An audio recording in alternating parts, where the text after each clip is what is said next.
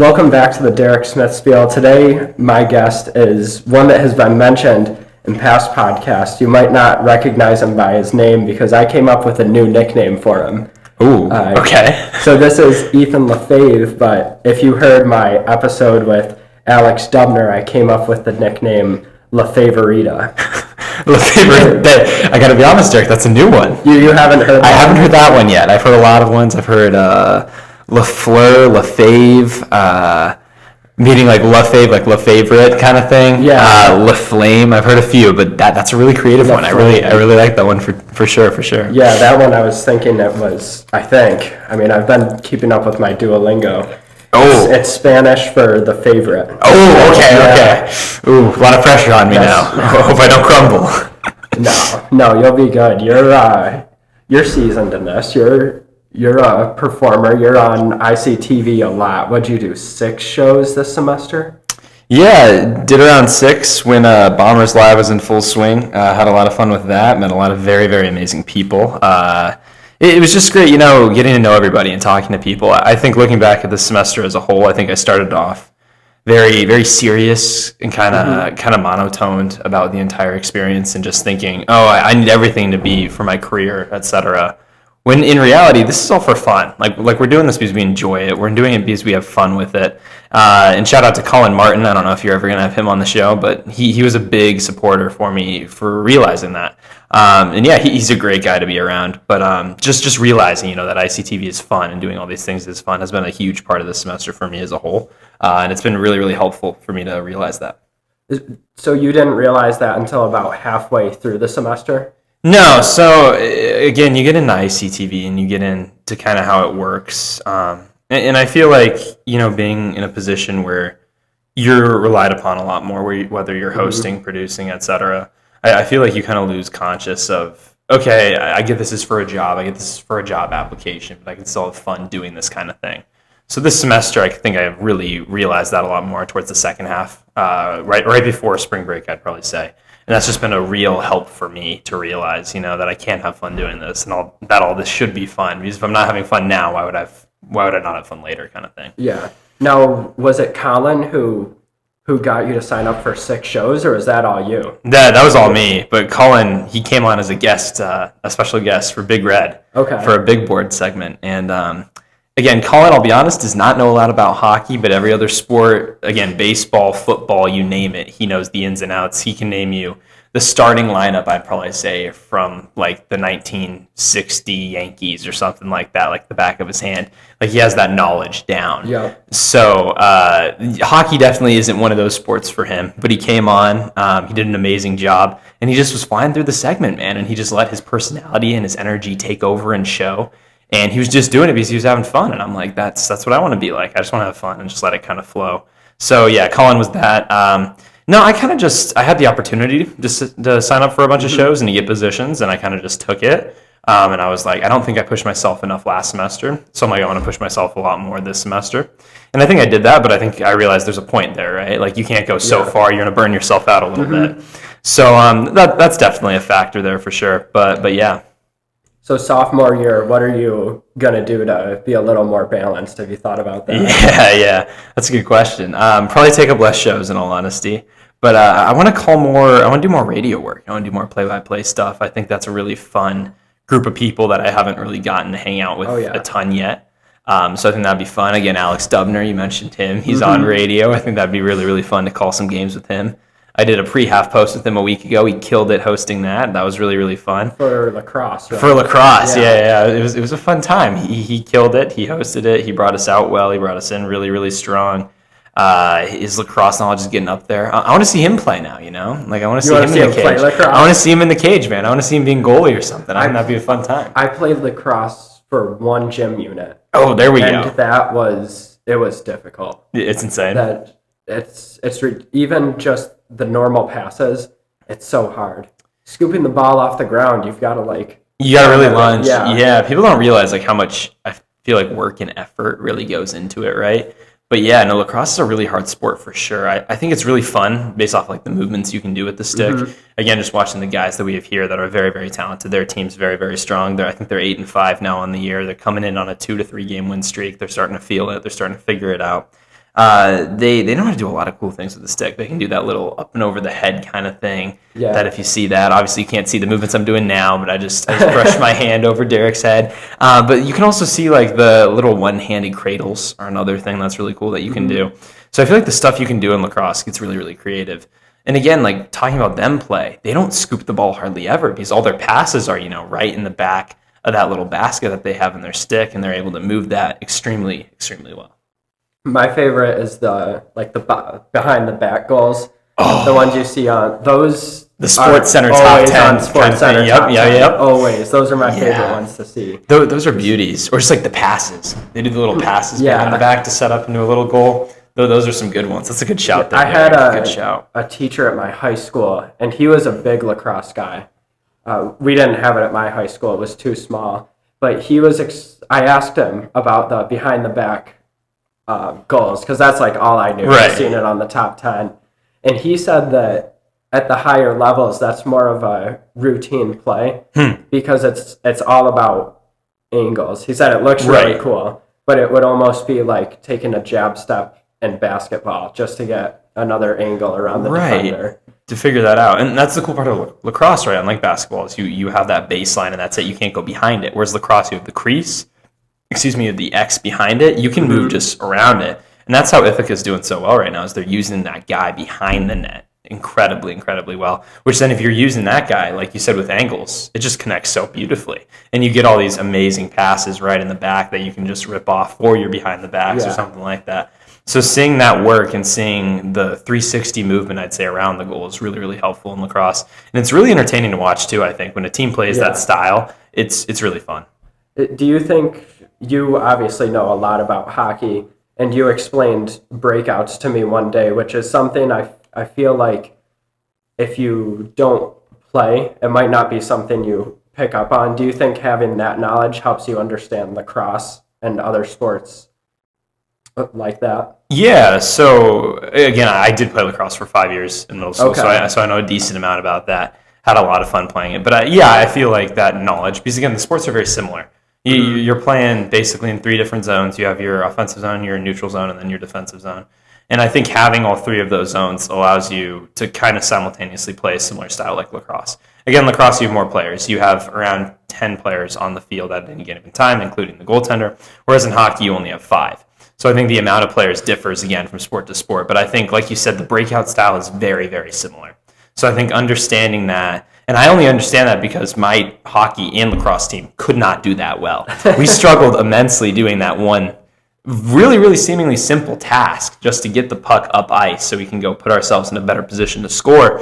We were just unable to do it, man. So meaning when you can't do that basic movement and you're hemmed in your own zone, doesn't matter the sport, you're going to have scoring chances on you, and you're going to have to realize, how can I get out without doing it? And a lot of the time that comes from just dumping the puck up ice and hoping that it hits somebody. And that's what I did a few times, and that's where I got benched a few times as well. But yeah, just understanding, I think that, and understanding the struggles of that leads into actually analyzing those plays where you're like, okay, these actual D3, D1 professional teams, if they can't do this basic movement, there's no chance they'll be able to score.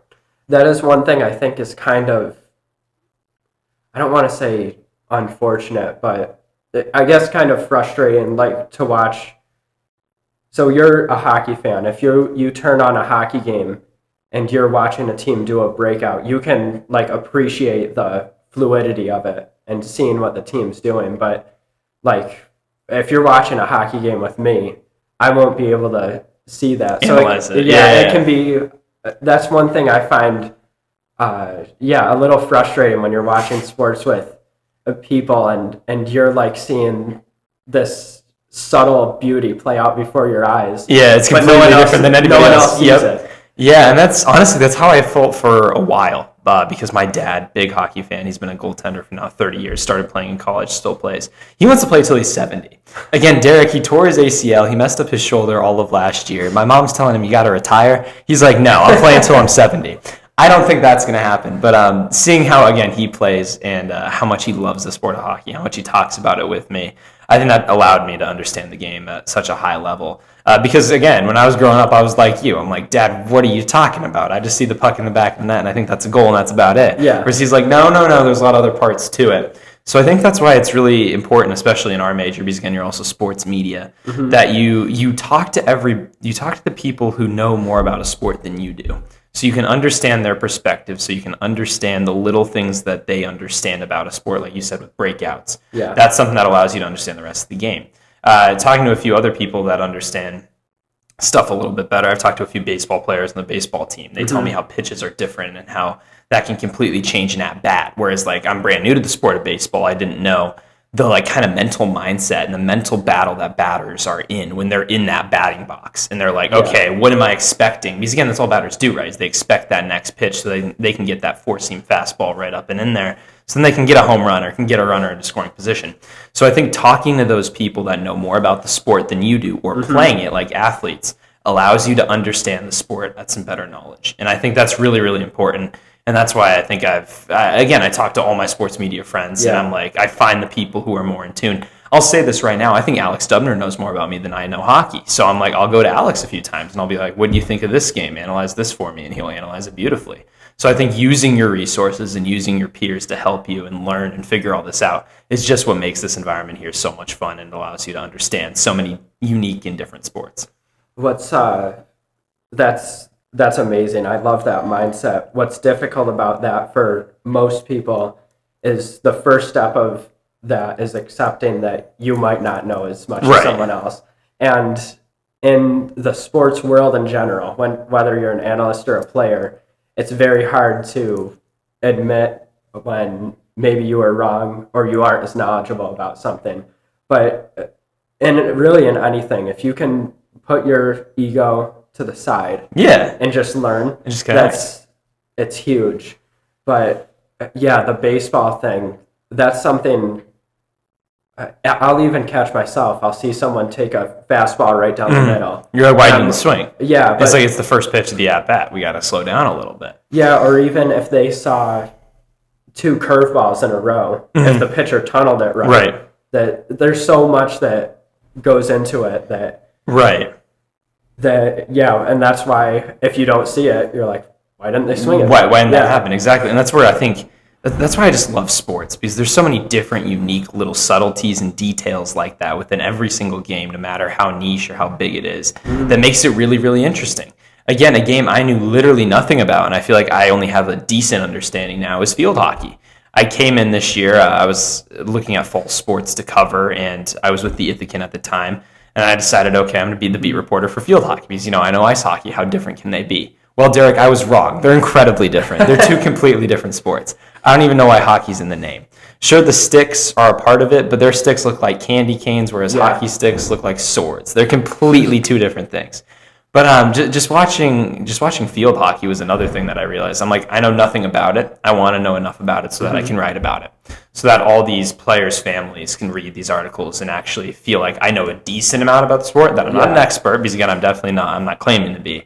But if they can actually see that I'm putting in the work to try to understand the sport so that I can convey it in a meaningful way, I think that's what just makes it really successful. Because again, there's no sport I'm an expert in, and no sport anybody's an expert in, because I believe the experts are out there actually playing it or coaching it. That's why the best commentators later in life are people like Tom Brady, who played the sport at such a high level that they're able to come on.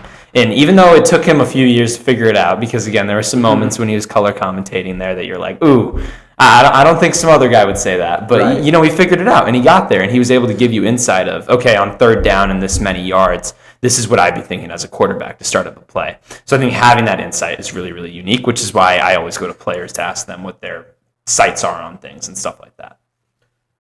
Yeah, that's what's another thing that's great about that you mentioned. You're just also your mindset of you're reporting, analyzing because you love to, but you're doing it to not to show your ability to analyze, but to show respect to the people who are playing the game and to give insight to the people who are watching. It's the best way to be in sports media is selfless. Right. And that's It goes Great to off hear. what Loop says all the time, right? We're in the storytelling business. Yes. If I had a quarter for every single time he said that last semester, I'd have a good few dollars. Yeah. Because he says that a lot. But again, like, he's completely right. It's all about storytelling. There was a story I did a few weeks ago on, I don't know if you met Nicole Allen, who's a sports media major. She's my mentor this year within the radio program. Nicole is amazing. She randomly got on the lacrosse team, the girls' lacrosse team, just out of the blue, got the call up, and she's a goalkeeper. And she got the text over winter break and was all like, yeah, both of our goalies have gone down. We need another one. So they went to her. She's the president of women's lacrosse, women's club lacrosse team. Yeah. And she got the call up to do it. And I heard this amazing story. And again, we had a radio meeting where we had to do interviews. Shout out to Molly Golden because her story was so much better than mine. She presented it on Sports Final. Big shout out, big congrats to her because that was what really got the ball rolling for me. But I was like, I really want to sit down with Nicole and talk about this. Yeah. And bring her on like a radio episode. Then again, she normally is the one interviewing people. So I think to have her be the interviewee in that sense was really meaningful for her. Her family, her parents were probably like, this is awesome, you know? Mm-hmm. And having her insight in there, because again, she knows the sports media knowledge, so she knows what we want to hear as broadcasters, while also being the athlete. So like, this is a story I can tell, and this is a story I can go off of. So I think it's all about telling amazing stories to just help their friends and family who again are miles away and probably just want to check up or hear on what they're doing. And let's be honest, Derek, we don't communicate to our parents all the time what's going on, what's not going on. Right. Whereas if you read an article of like, okay, my kid had a triple-double in basketball over this last weekend, I think they're doing all right. So that kind of thing I think is really important. And I think that's why our job is so much fun and so meaningful in so many different ways. How was Nicole feeling during the interviewing process? Was she excited, anxious, overwhelmed? What were her emotions? Yeah, so actually there's two steps to the story, and it kind of gets even better from yesterday. An event happened with it yesterday, too, that I'll get into. But yeah, so I asked her to do it. We were in the radio meeting. I think you were there for this one. They were all like, okay, we need another sports talk interview because, that's the weekly podcast. And I think Nooch was like, yeah, well, somebody could do it on Nicole because she's on the lacrosse team now. And everybody's like, oh, yeah, that's a good idea. I didn't have an interview lined up, so I raised my hand. I'm like, I'm going to take that opportunity. Yeah. So I took it. I set up a time with her. She was good. Originally, we slept through our first alarm for that first one. So that was a little rusty, not greatest on my part for hosting that interview. But, we got the job done. We did it anyway. And she was really, really excited heading into it. She was having a good time. I think, again, she was just happy to be covered at such a level that we do here at Ithaca College. Because, I like to say that we cover D3 athletics at a D1 level. We show the commitment. We show this level of storytelling, which allows our product and the storytelling aspects that we do sell to be really, really good. So with Nicole's interview, again, I prepared a few questions. But she also told me, she's like, I just want to have a conversation, Preparing questions is great, but just having that conversation is even better. So I found out a lot about what made her start lacrosse, how she got that entire opportunity, and she walked me through how that all went about, which came from literally an Instagram DM of the team telling her, do you want to be playing D3 lacrosse your senior second semester right before you're graduating and heading out to the workforce? So I think she's coined it now as Nicole's side quest. So if you want like potential storylines there, this is her side quest of her senior year. And I think that's a great way of phrasing it. She got to do media day with them, which is awesome. She has her headshots and everything up. She actually asked me and another one of my friends, Lauren, to go through it and pick which ones she wanted on her post for it. So that was a very fun time. But yeah, so she really, really enjoyed that interview. She had a great time talking about why she loved the game, promoting both club lacrosse and D3 lacrosse to get people to come to the games. And then just last night, because again, they're playing Bard. Bard is not the greatest in a lot of sports, lacrosse included. Nicole was able to sub in, and she didn't allow a single goal. I think she had 3 saves on the night. She came in during the midway through the third quarter of that game, and she looked really, really good. She had a really good time, I think. She was buzzing. One of my friends to the left, you know him from the debate show, Zachary Fogelman. Oh, yeah, yep. He was making some really funny chants. He had a good one. It was like, 3, what does that spell? 33. And I was like, we were all like cringing. We're like, Zach, this doesn't even make sense. But were people joining in? He was going, no, it was just him. he was loud enough for all of us, believe me, Derek. But yeah, that was like a cool little moment, that she's a senior, even though I just met her. The fact that, I could go support her like that because she supported me through everything else was really good feeling. So again, being able to cover stories like this is incredible. Well, you had another story outside of sports that you wanted. You came up to me, you told me you wanted to be on the podcast, and you said you wanted to talk about your first trip to Chili's. Oh, this is a story, Derek. Yeah, what was that all about? Yeah, I'm glad you reminded me, because if you would have just said you had a story for me, I don't think I'd remember. No, yeah, the Chili's trip. Okay, so again, I'm from Colorado. We do have Chili's out in Colorado. I'll say that. I get it. It's a chain. It's like Applebee's, Yeah. right? Except Chili's is different, man. It's got something in the air that's a little weird. It feels a little interesting, heading in there. Again, just the establishment being named after a chili pepper seems a little odd in my opinion too. Yeah. But that's what it's like anyway. No, it was a late night. Nothing was open. A few of the buddies of mine, Zach, the debater, and Yep. Lauren, we were all contemplating where to get food, and I was like, let's just go to Chili's, The Triple Dipper kept popping up my For You page, so I'm like, might as well check it out, right? Yeah. Exactly. So we go in. They're like literally about to close. We were probably like one of like 6 people there. So again, like probably 30 minutes before closing. Doesn't look good off the bat. But our waitress was incredible, man. She was really, really nice. She brought us to our seat. We got a really nice booth. She was asking what to get, what drinks to get. Obviously, you do the whole shebang. Everybody orders their drinks, and then we get to like the fun part, which is like the food. What do you want to get? So obviously, I say the Triple Dipper. I didn't realize that apparently they're called chicken crispers. I didn't realize you don't call them chicken tenders at Chili's. That's a big no-no. You got like scolded for it? Yeah, by a little the bit. waitress? Then my friends also kind of were like, you're making us look bad, like you gotta call them chicken crispers. So that was something for sure. That was fun. But yeah, we ended up ordering all of our food, and then we got to Zach, and Zach, I didn't realize, had some barbecue joint before this, so Okay. he had a lot of food up until this point. So he came here as like dessert, which is great, And he was bouncing between 2 different food options, and the waitress was like, Zach's like, well, what do you think you should get? What do you want? And the waitress was all like, well, I'll be honest with you. I had Chili's a lot when I was pregnant, so obviously everything's gonna taste good when I'm pregnant. And then Zach made a few comments that were really funny. He was like, "Look at me, you could say I'm pregnant," because Zach's a little bit on the bigger end. No hate to Zach though. Zach is my boy. Love Zach. But no, they ended up bantering for around a few minutes, and then he ended up getting this like triple molten lava cake thing that was like $20, and that looked really good. It came piping out, and that was a fun time. I tried the cheese pull of the mozzarella sticks that they have there. That's something you got to try. I will say the cheese pull did not disappoint. It went really, really far. It went like my entire arm's length, which again, obviously you can't see this right now, but imagine that's pretty long. Probably about 5'9". Probably 5'9" around there. That's if you're giving me some slack, so I appreciate that, Derek. But yeah. So the mozzarella cheese pull is definitely another thing you got to do at Chili's. So we got the food. Food was incredible, man. A lot better than Applebee's. I think Chili's in my list of really good fine food establishments is definitely up there for sure now.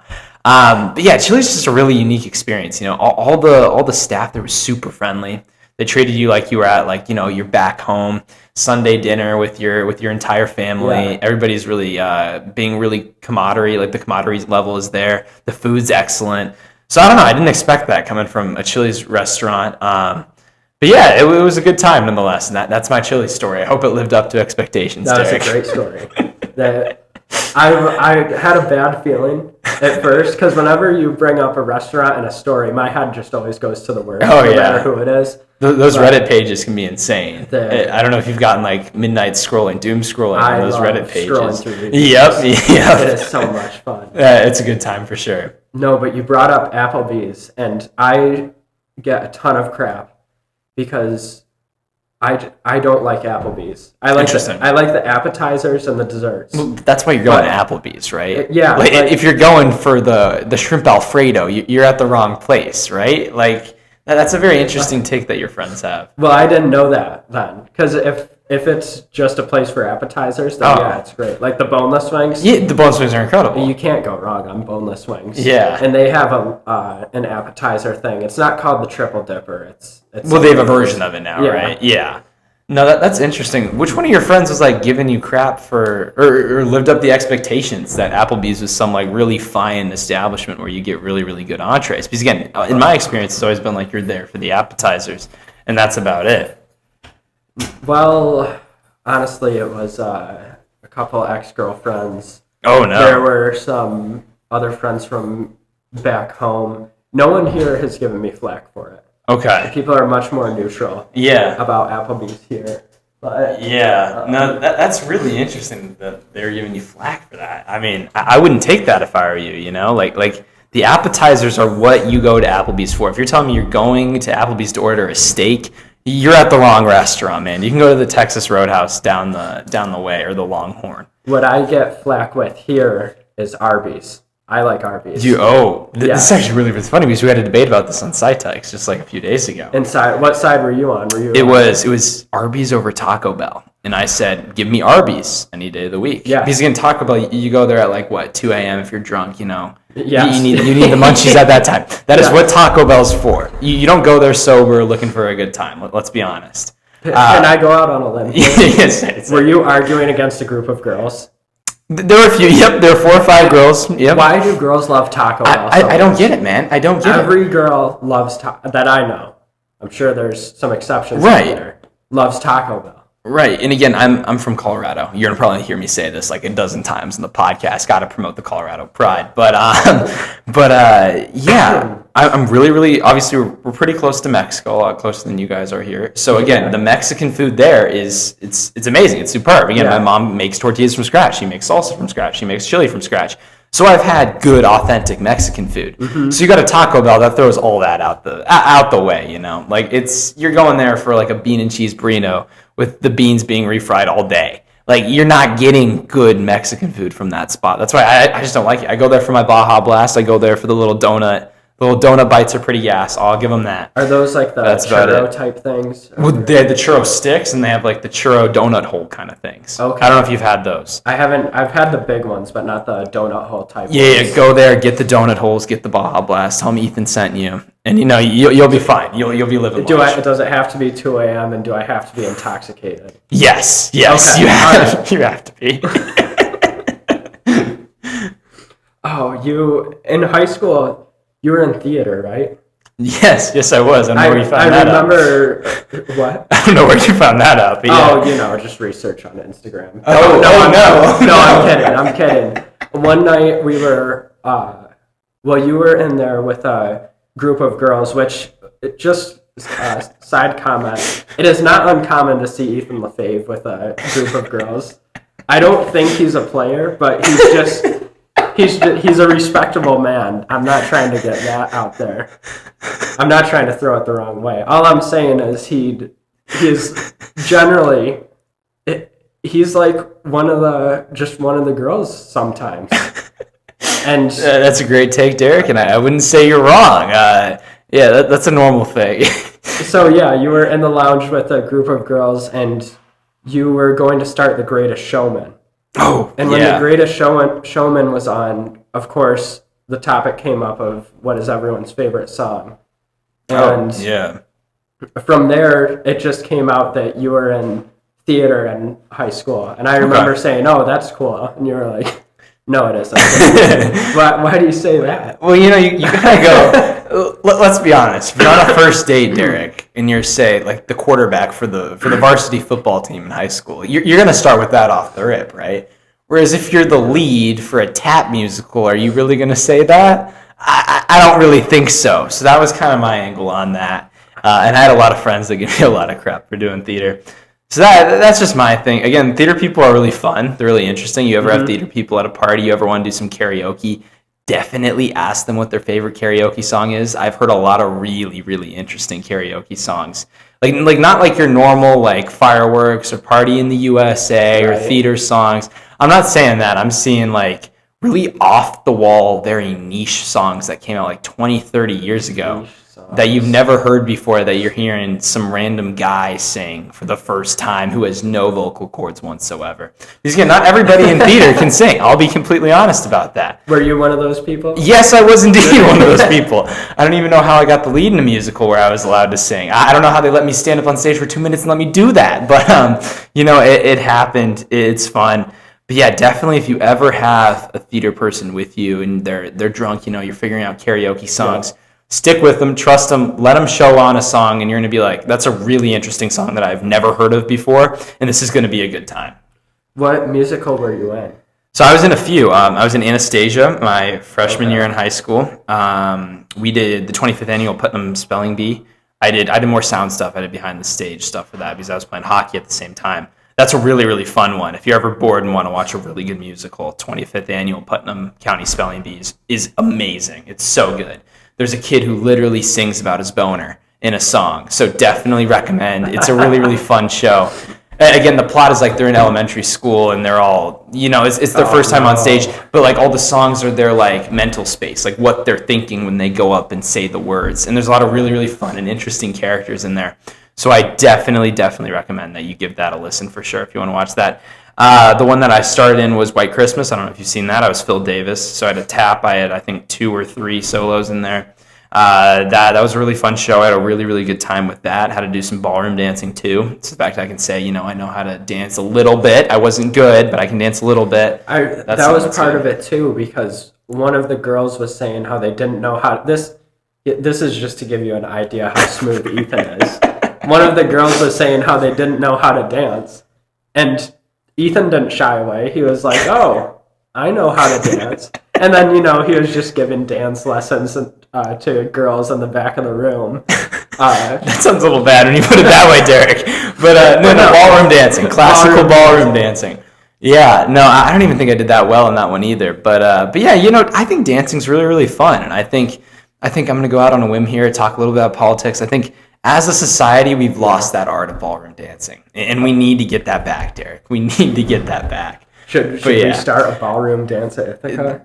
I'd be down, I think we bring that chivalry back a little bit. I think ballroom dancing is really, really fun. It can be really challenging too. Like you see it on movies all the time. You're like, oh, I can do that. I guarantee those people trip their first 3 steps in because that's how I was. But again, they need to figure me out because I'm on stage doing this, meaning I can't trip and fall on stage because then that'll look pretty bad. But yeah, no, ballroom dancing is a good thing. I appreciate the compliments, Derek. But yeah, that was a really fun night indeed. That was a really interesting one. Have you watched the movie Scent of a Woman? I've not. There was a scene in there where it's this blind guy, and he ends up dancing.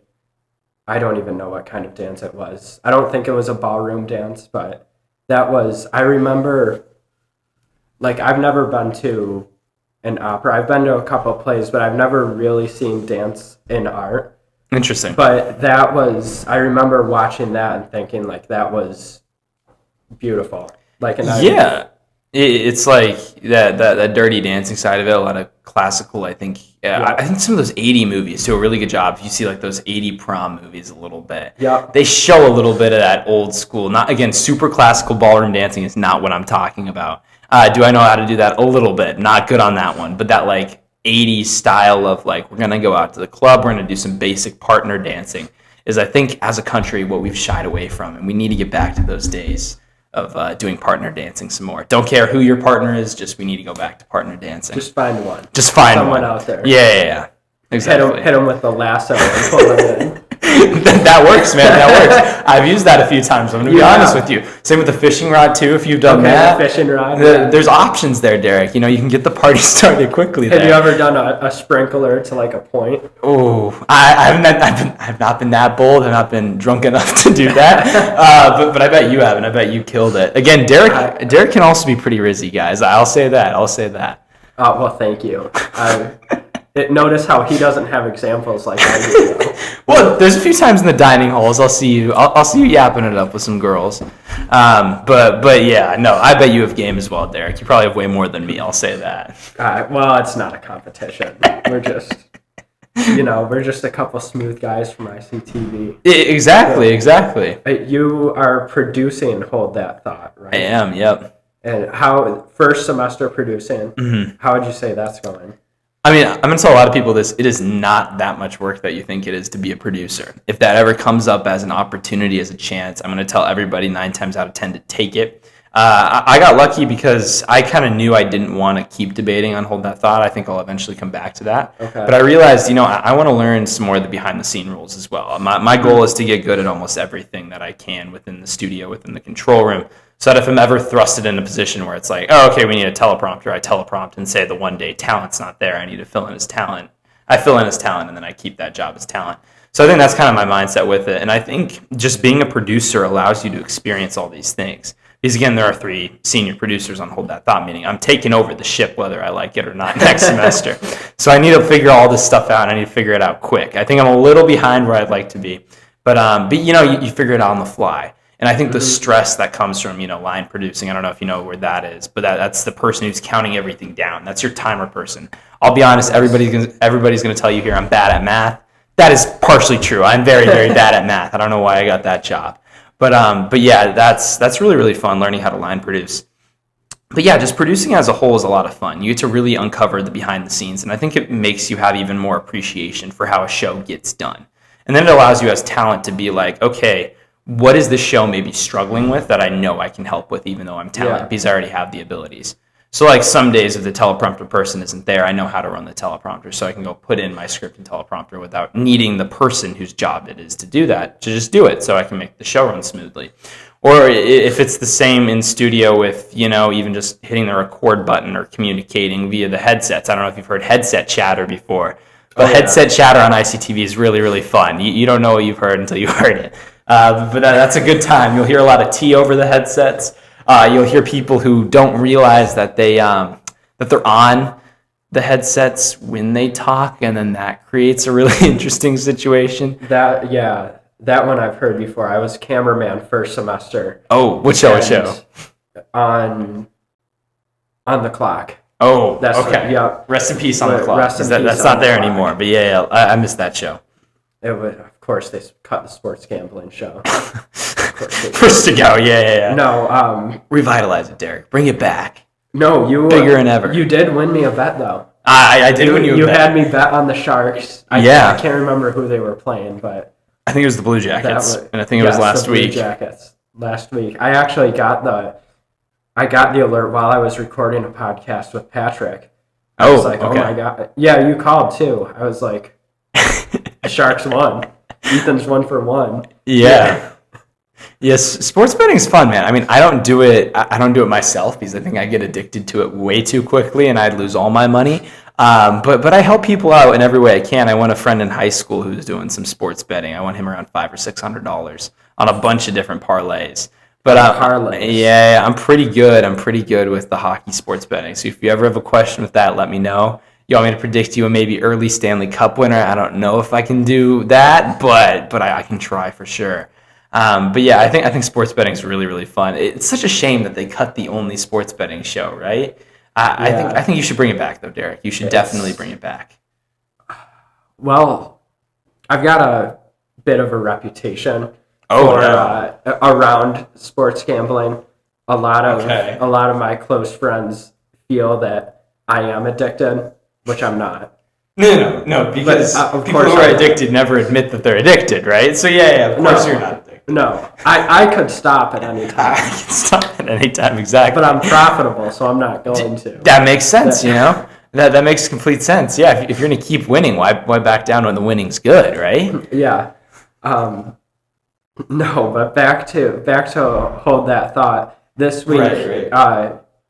You mentioned how you fill different roles. This week, you're a researcher for Molly. Yeah, we're actually kind of on the same. We're teaming up this week. Yeah. And I did want to ask this actually. When you were doing research for the hockey part, which I was like, as soon as I figured out you were helping, I was like, Ethan better help on the hockey part. That's the only question. Like, if we divvy this up, he better take the hockey part. He better take the hockey part. So there was a stat that I think when I'm forming an argument, as a researcher, when I'm forming an argument, the first thing I always look for is the stats. But if you don't fully understand the stats and what they mean or what they measure, then they are meaningless in an argument. Right. And you brought up the stat, I think it's called bursts, over 20 miles per hour. Speed bursts, yeah. Speed bursts. Why is that important in hockey? And this might sound ridiculous, but in my mind, if you're going over 20 miles per hour at the goalie, even though you got around the defenders, I feel like that wouldn't give you much time to deke or set up a shot or anything. So why is that an important stat? Yes, first off, I'm going to thank you as the producer for that thought that you're actually doing your job as a researcher, because you'd be surprised at how many researchers don't do their job, excuse me. But yeah, you're doing yours perfectly. So first off, congrats on that for sure. The next thing I'm going to say is I actually do not like that the NHL is investing so much into all these off-the-radar stats. They're becoming like baseball. And honestly, it's pissing me off a little bit. Because I'm like, just leave it the points, leave it the plus and minus, leave it the goals and the assists, and the time on ice maybe, and call it good.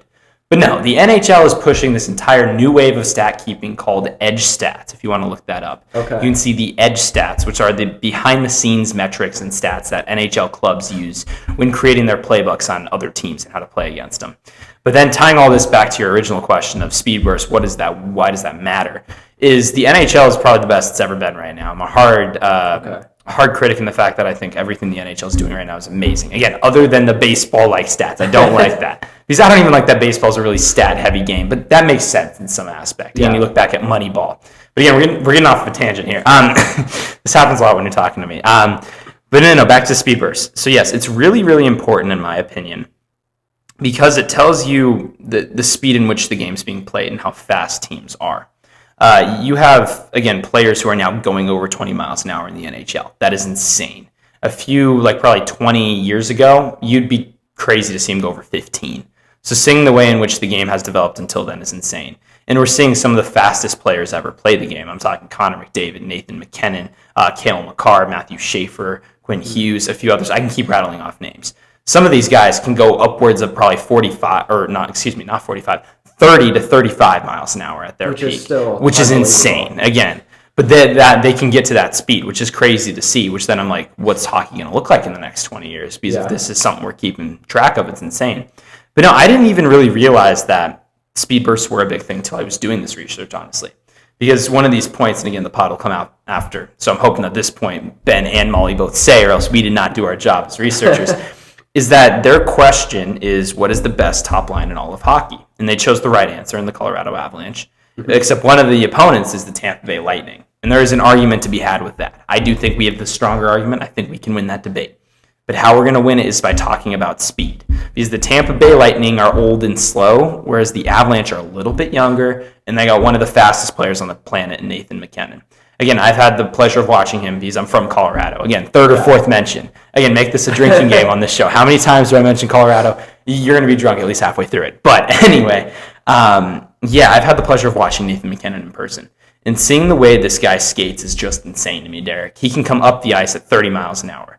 And what that does is if you're playing hockey and you're a defenseman, back skating is already really, really hard. To have to try to match that speed, even though you can't even match that speed when you're skating forwards, is insane.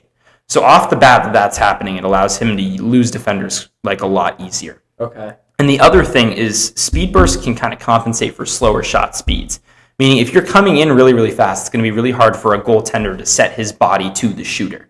Meaning that's what goalies do when they're reading these players come down. Yep. They're reading how fast are they coming down, how quickly do I need a back skate to get into my crease so that I can set up to either move post to post, put my stick out, put my glove hand out, etc. So how do they read the play? Well, if you're coming in at 30 miles an hour and you can barely back skate, half the time you're going to fall on your butt anyway. And the other time you're thinking, what are they going to do? Because they could do a slow little move in the span of a second, but since they're moving so fast, that puck's already going to be in the back of the net by the time I look back. So seeing these speed burst stats is really, really interesting because it tells the goalies, it makes it harder for the goalies, to read the play and how it's developing. So again, it can compensate for a lot of other things that a player might not have, which is why Connor McDavid is so dominant because he's the fastest player in the NHL. Is his shot one of the best shots in the NHL? I wouldn't say it is. I'd probably say it's medium. It's average.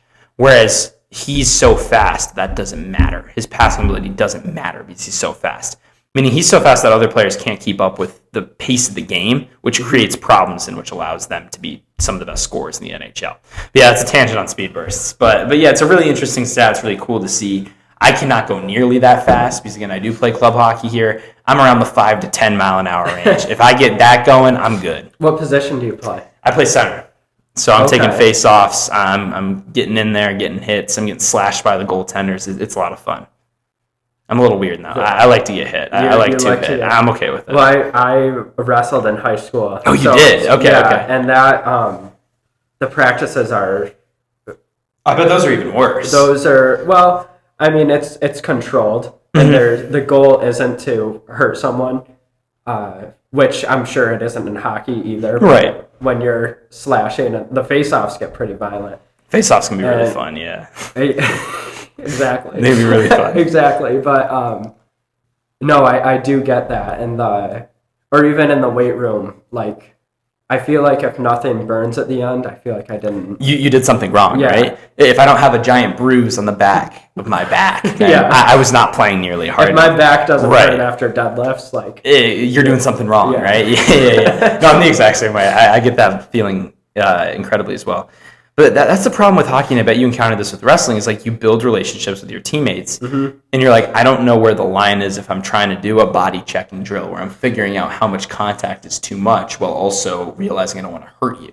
Because again, this is my first year actually playing contact hockey. Little story that you're going to find a lot of fun. My old rec high school hockey league that I played in when I was back home, they had checking 5 years prior to when I came in.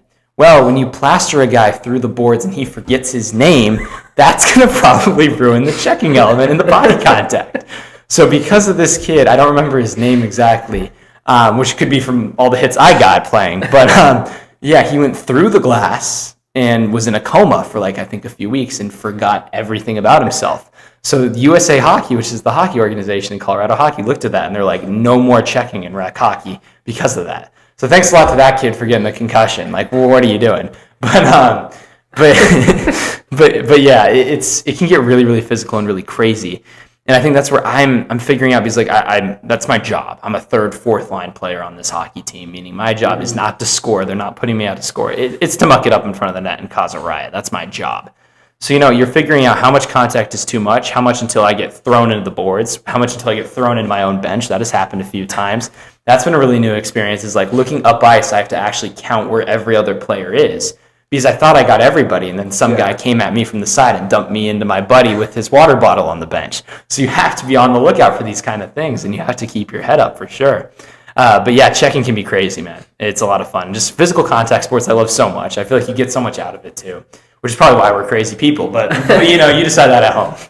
So even outside of practice, that's a whole other element. Finding someone who knows how to simulate live movement but not try and kill you. Like, that's a battle itself. Right. But even on the ice, when you're playing a live game, I've been told that there used to be the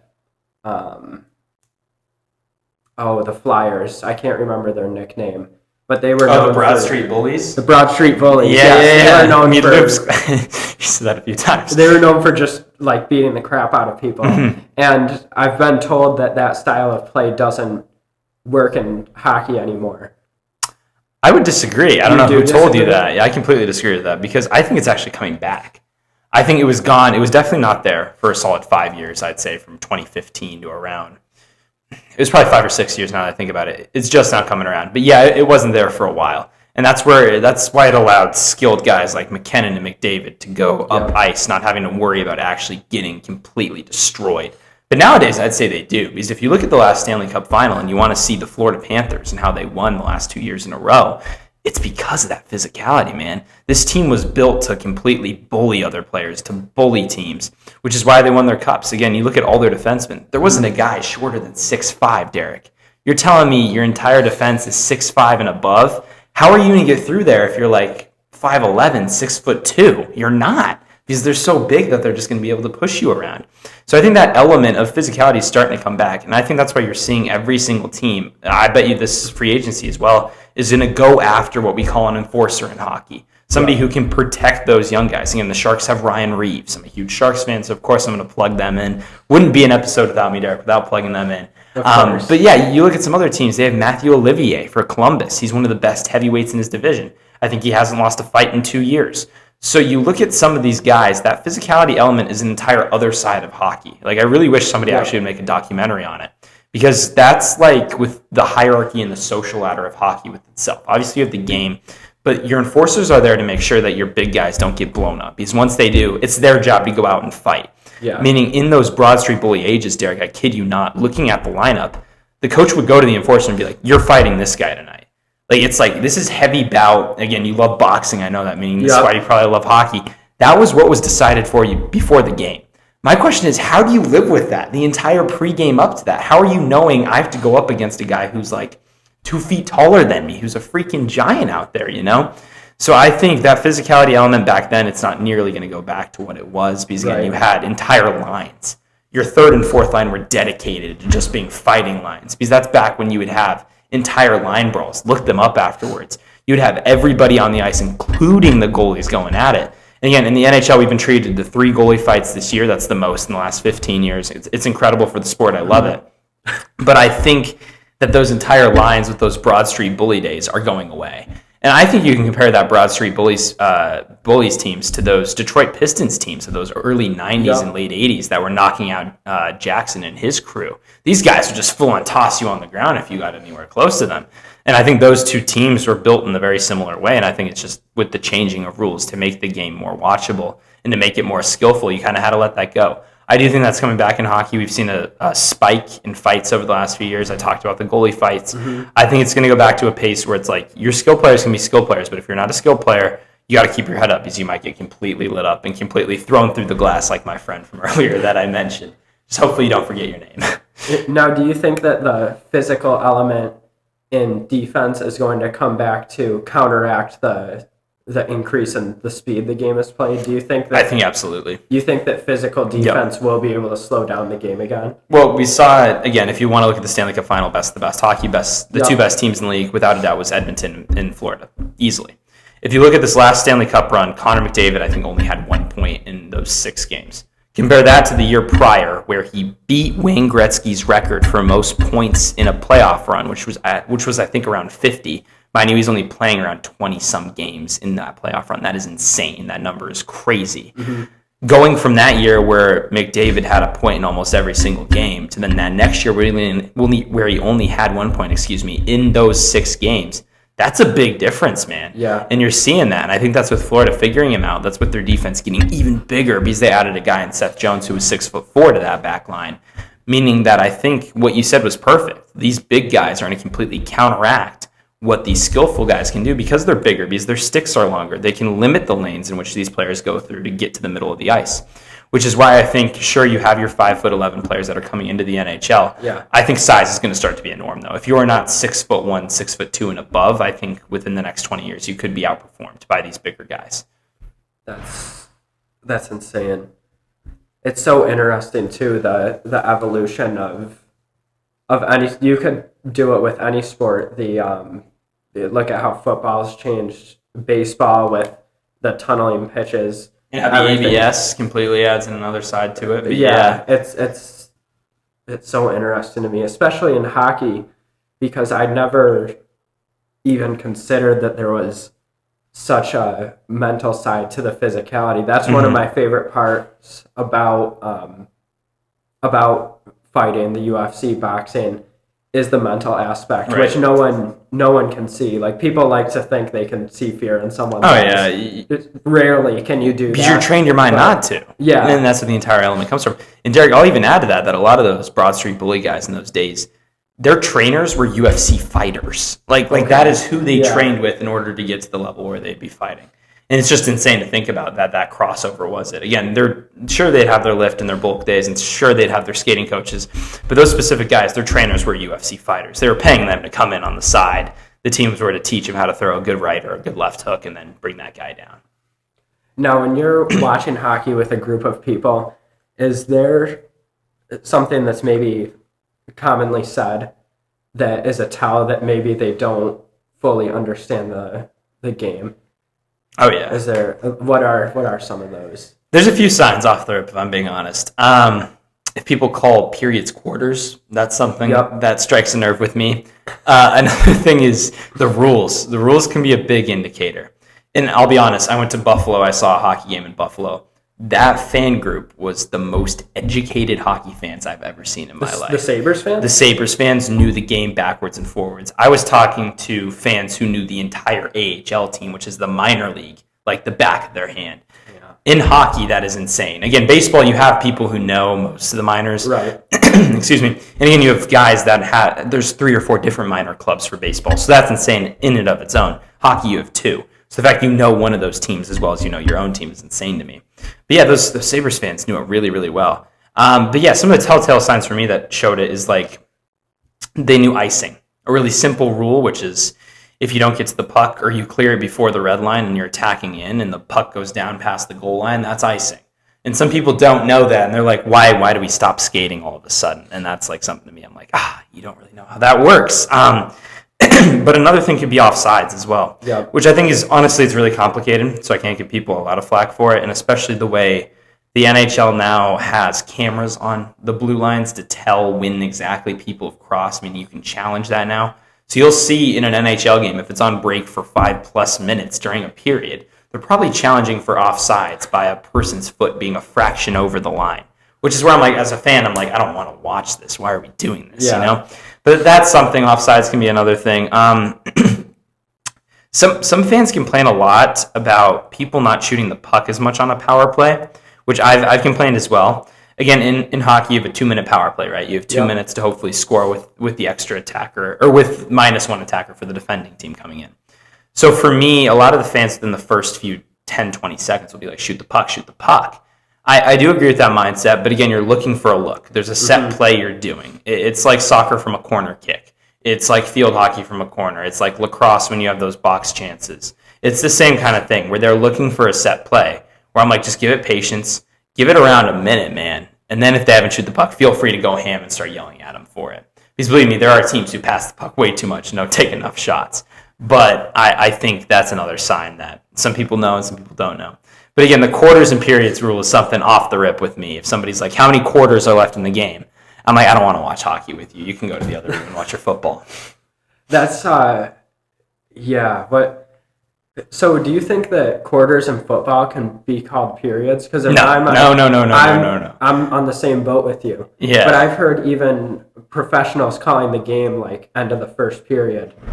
That's crazy. No sense. To me, This is the hockey game. Periods 3, quarters 4. Quarters 4. Halves, it's 1 and 2. Halves is fine. Yeah. I think halves is fine with quarters, though. Again, hockey obviously can't call it halves. I've heard it a few times where I'm like, that broadcaster is definitely a soccer broadcaster, not a hockey one.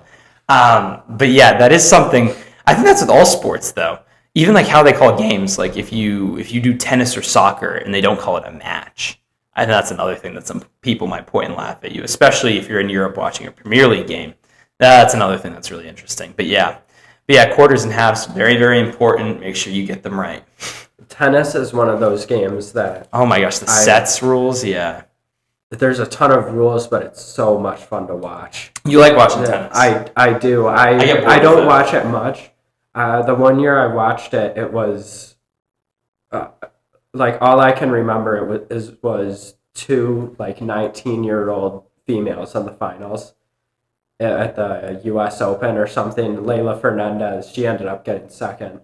But I was watching and I was like, I thought it was awesome. I thought it was really entertaining. I also think volleyball, too. Volleyball is so Volleyball much can be fun really to good, yeah. I really liked watching it here, actually, because our volleyball team is insane. They're so dominant. And again, which is why we're going to win that question Monday as well with all that thought. But yeah, volleyball is a really fun sport to get into. I definitely want to learn how to score it, because that seems like a pain. Because again, you have to go basically every single time the ball's up in the air and who it moves to.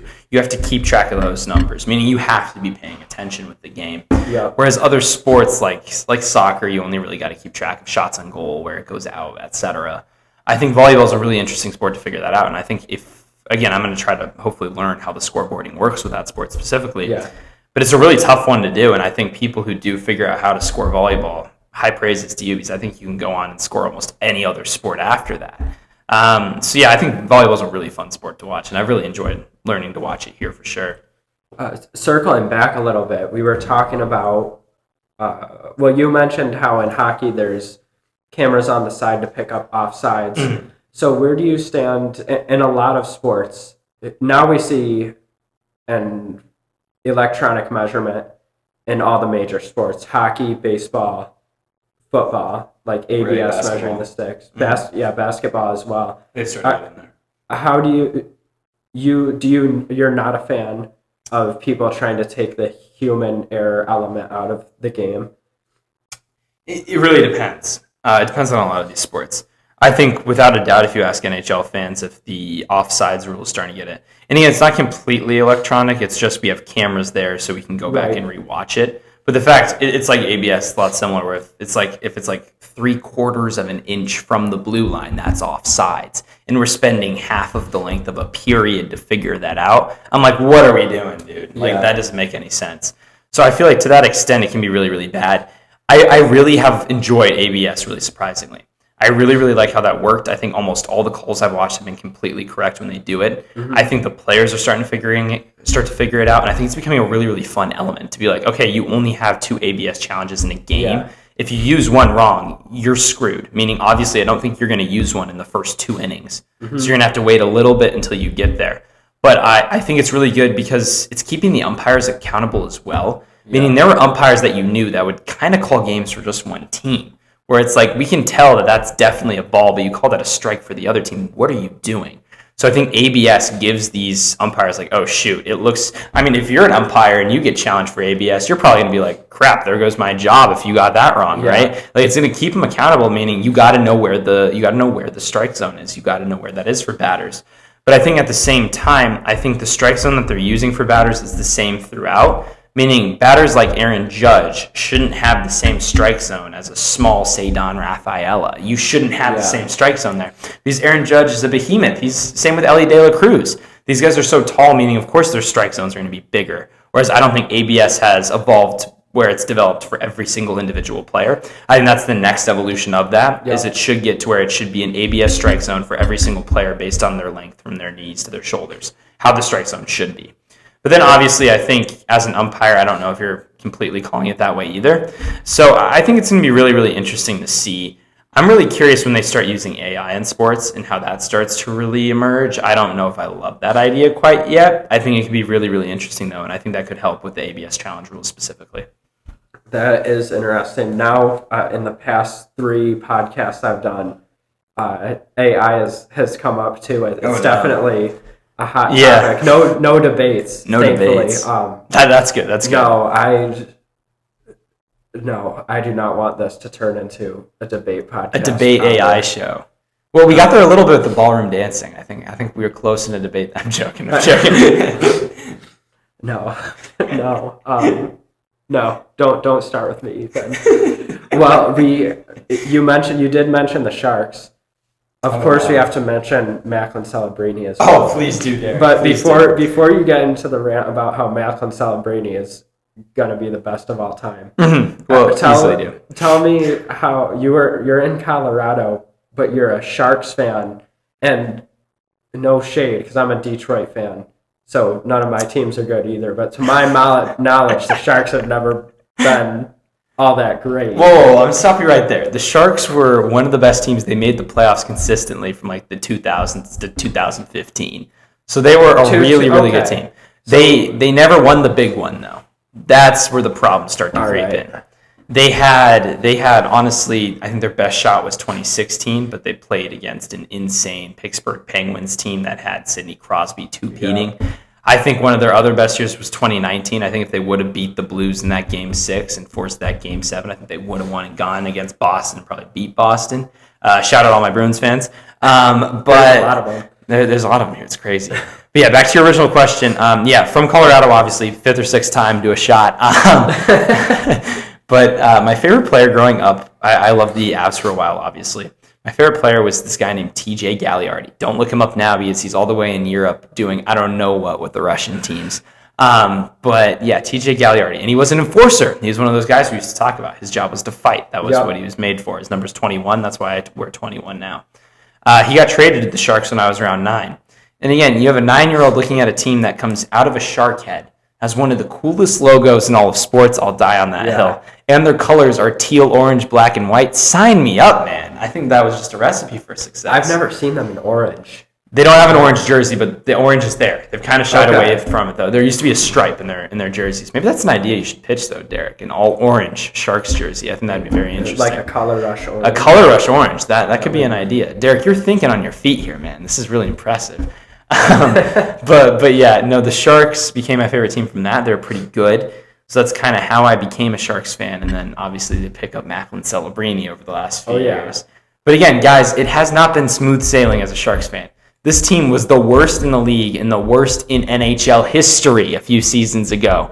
They gave up 2 back-to-back 10-goal loss games. That is insane for hockey. This team was abysmal. It looked like they were putting out an AHL team on the ice. Again, Derek, I remember a point where, like, this point in the season as a Sharks fan, like a year or two ago, I'd be watching college hockey only because I just want to watch the prospects. Because I'm like, I know we're going to lose 7-2 against the Pittsburgh Penguins tonight. I don't want to watch that game. But yeah, it's been really, really relieving being a Sharks fan over the last few years and watching the development of Macklin Celebrini. But I bet you have a few questions for me on him. So were you able to see Celebrini through college? No. Funny enough, one of my mental health therapists here for hockey did her grad school at Boston University and worked with Macklin Celebrini. So crazy little pull-in connection there. Yeah. So I might ask her for Celebrini's number one of these days, get him on my podcast or get him on the Derek Smith Spiel to go off with me. But yeah, no, Celebrini's a very interesting guy. He's cool. I did not watch him at all in college. I watched a lot of him online. We wanted to go, my dad and I, when we were traveling out here, obviously, to visit schools. Yeah. Boston University was definitely on our list to go and try to look at, but we couldn't get tickets to one of their games. But yeah, he was a force even in college, man. Again, he was playing college hockey as a 17-year-old. You don't see that too often. No, in any sport in college, you usually see a red shirt for the first year. Right. But now Celebrini is 19. 19? Good job. You've done your research, Derek. Because he's our age. He's right. And My bad. And he's insane. The next great one. Yeah, he's insane, man. Watching him and watching the things he's doing, especially this year, the only time I can account any player ever doing this is Sidney Crosby. And again, he's going to be a first ballot Hall of Famer easily. Yeah. He's won 2 cups. He's won the scoring race multiple different years in a row. I think he won a cup his 3rd year in the league. So his resume speaks for itself. But the things Celebrini's doing, I'd say, exceed McDavid in all honesty and are probably up there now with Crosby. What he did at the Olympic stage is insane. Being the youngest player ever to get into the Olympics and then leading the entire Olympics with goals is insane to me. And most of those goals were 5-on-5, man, because a lot of people use that argument, and you've seen it on Hold That Thought. Well, most of those goals are from power plays. Most of those goals are from those extra opportunities. Yeah. No, they're not. He's doing it with even strength while being a smaller player. Meaning this kid, he knows the game well. He knows how to score. He's so lethal everywhere on the ice that you're having coaches literally start planning around him, which is really fun to watch as a Sharks fan because we've had players that are really good. We have had Joe Thornton. We've had Patrick Marleau. This Celebrini kid's different, man. He could possibly bring the Sharks to the promised land in a few years and win us a cup. I hope so. I have a bet riding with my dad that in the next 10 years, the Sharks have at least won 1 cup. That bet was made, I think, a year ago. So we're looking good right now. We're looking really good. What is there to lose in this bet? I think $100 and a jersey.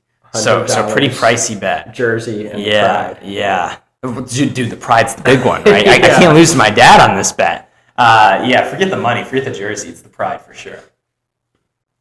Yeah, do you think that Celebrini has to win a Stanley Cup to be considered one of the greats by the majority of people? I'll do you one further. I think he has to win a cup within the next 2 years to be considered one of the greats. Okay. I mean, we're seeing it this season. He's pulling the Sharks team into the playoffs, which if he does that in and of itself, I think he should win the Hart Trophy, which the Hart Trophy, for those of you who are unaware, is the NHL's equivalent of MVP, except it goes most valuable player to their team. Yes, you heard that right. Okay. Not to the league, to their team, which Celebrini fits that award perfectly. Yeah. I looked this morning. I think he has 105 points in 70-something games, and the next guy behind him, Will Smith, only has 50-something points.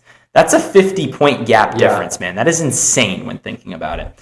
So what he's doing right now, he is without a doubt the most valuable player to his team. And that's why the Sharks are in a playoff spot right now, is because of him. This roster was not supposed to be good whatsoever. And I think that's why the general manager even saw this, was like, shoot, I'm going to have to go out now at the deadline and buy you some pieces to help you.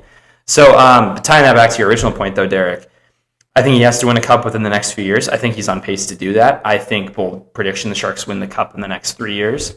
I really, really like the Celebrini kid. He's really fast. I think there's players that they can grab. Again, Connor McDavid's going to be a UFA in a few years. Austin Matthews is being shopped around as we speak. I think there's a world where the Sharks get one of those players. And I think if they get one of those players, they add to their blue line and make their defense good, I think sky's the limit, and they can be like the Florida Panthers, like the Tampa Bay Lightning, like the Colorado Avalanche, winning multiple different cups in the span of 5 years. So I think he could be up there. I think he has to do that. Again, we're seeing that with McDavid. He now has not won a cup, and I think he's around 10 or 11 years in the league.